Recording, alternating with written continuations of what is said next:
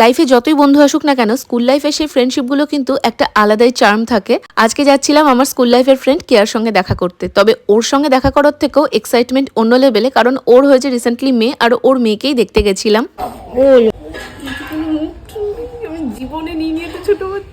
আমার লাইফে মনে হয় এই প্রথম আমি এইরকম 1 মাসও হয়নি এত ছোট বাচ্চা কোলে নিয়েছি। আমি যখন ছোট মানে 5-6-এ পড়ি তখন আমার দাদার মেয়ে হয়েছিল, ওকে আমি কোলে নিয়েছি। তবে ওই বাচ্চাদের যেমন ভাবে দেয় কোলের মধ্যে শুইয়ে দেয় ঠিক সেভাবে। তবে এই প্রথম আমি এত ছোট বাচ্চা কোলে নিলাম, আর আলাদাই একটা ফিলিংস। যার সাথে ছোট থেকে বড় হলাম তার আজকে মেয়ে হয়ে গেছে, এটা ভেবেই একটা আলাদা এক্সাইটমেন্ট লাগছিল। আমরা দুজন মিলে গেছিলাম ক্যাফেতে, কারণ আজকে কেয়া দিয়েছিল ট্রিট মেয়ে হওয়ার উপলক্ষে। অ্যাকচুয়ালি গতকাল রাত্রিবেলাতে কেয়া আমাদের সবাইকে ইনভাইট করেছিল, বাট আমি যেতে পারিনি কারণ বুলটি এসেছিল। তোমরা তো সেই মিনি ব্লগগুলো দেখেই নিয়েছো, তাই আজকে আমি গেছিলাম ওর বাড়ি দেখা করতে। ওরা যেহেতু আজকেই ব্যাক করবে কলকাতায়, তাই জন্য খুব বেশি একটা টাইম কাটাতে পারিনি। ওই মাত্র 2 ঘন্টার মতন আমরা একসঙ্গে সময় কাটিয়েছি, আর এখন চললাম বাড়ির দিকে।